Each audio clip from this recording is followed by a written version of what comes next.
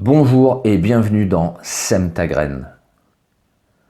Si les abattoirs avaient des murs en verre, tout le monde serait végétarien. Paul McCartney. Les usines de la mort. Avez-vous déjà entendu un cochon qui hurle quand on l'égorge? On oublie que pour pouvoir manger de la viande, il a d'abord fallu élever la bête, puis la tuer. Il est quasi certain que si on devait mettre à mort nous-mêmes ou assister à la mise à mort des animaux, il y aurait beaucoup plus de végétariens. Mais tout est fait par les industriels pour nous le faire oublier. Donc parlons abattoir. Premièrement, c'est toujours en retrait. Aucun panneau ne mentionne la direction des abattoirs. Essaie de te souvenir avoir vu en roulant un panneau abattoir. Le seul que j'ai vu dans ma vie, c'était marqué « Ancien abattoir ». Souvent, les abattoirs sont infranchissables, comme des prisons de haute sécurité, avec tout un tas de caméras à l'extérieur. De quoi ont-ils peur? De l'évasion des moutons? Il faut savoir que les abattoirs deviennent de plus en plus gros. Des super usines qui permettent de meilleures rentabilités. Et il y en a donc de moins en moins, mais ils sont de plus en plus grands. Et si on allait à l'intérieur de l'abattoir? Qu'est-ce qu'un abattoir? Alors il faut savoir déjà quand tu arrives, il y a une odeur de sang très très forte, du genre où même en prenant une douche après, tu as du mal à t'en débarrasser. À l'intérieur, il y a tout un tas d'ouvriers qui travaillent à la chaîne. Ils font la même tâche toute la journée. Il y a un groupe qui tue les animaux et un second qui les découpe. La plupart des employés ne voient pas les animaux vivants ou leur mise à mort. La tuerie, c'est le nom de la zone où on tue les animaux. Elle est souvent dissimulée derrière des murs et peu d'ouvriers ont le droit d'y accéder. C'est donc une chaîne et chaque ouvrier a 1 minute pour accomplir sa tâche. Quasiment rien ne donne droit d'arrêter la chaîne. Tu as 1 minute pour étourdir l'animal, 1 minute pour l'accrocher par la patte, 1 minute pour le saigner. Une fois que la sonnerie retentit, la chaîne avance.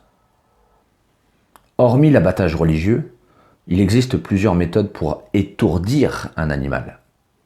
Pour les vaches, les bœufs, on utilise un pistolet à tige perforante.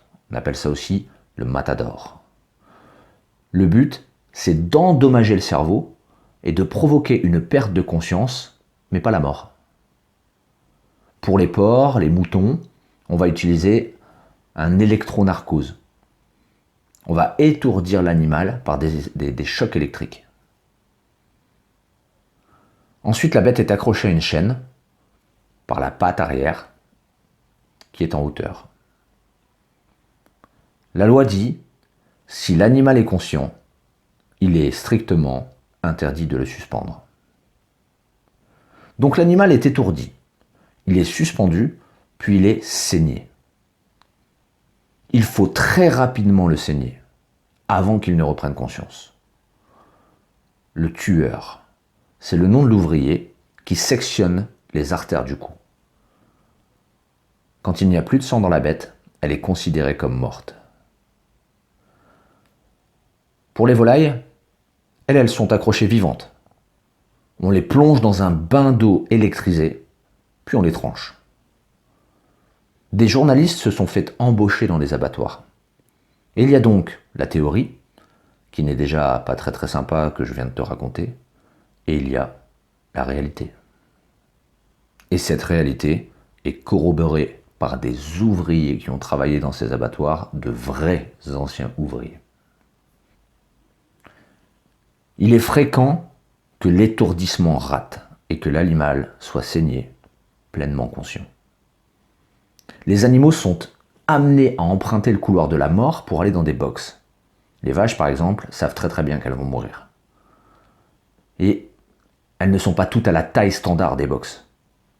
Elles paniquent, elles bougent. Le tir dans le crâne n'est pas toujours au bon endroit. La vache s'effondre quand même. En pleine conscience, elle continue à se débattre. Elle est accrochée et elle est saignée dans ces conditions. Il n'est même pas imaginable de faire arrêter la chaîne de production pour ça. Elle souffre atrocement.